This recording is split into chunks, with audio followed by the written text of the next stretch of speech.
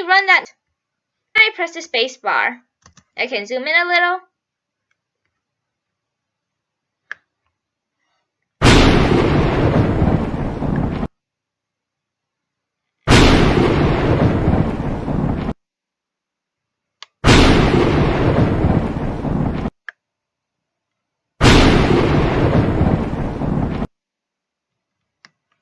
We have our sun and it's being blocked by a cloud, followed by thunder and rain.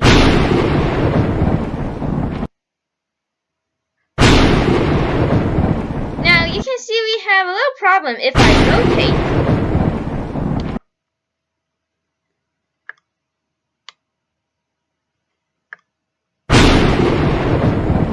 I better go back to the camera view, which is the good one. Now if I rotate, you can see that the sun is actually behind the cloud, not in.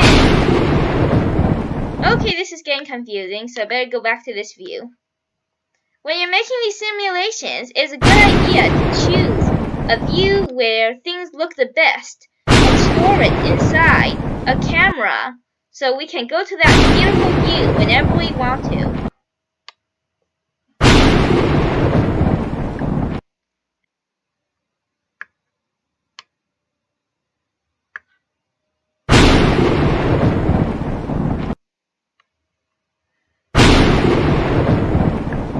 We can get on this big fluffy cloud.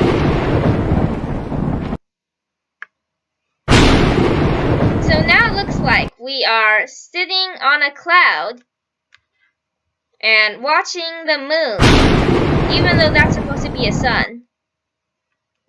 If I want, I can make it a moon by simply turning it white.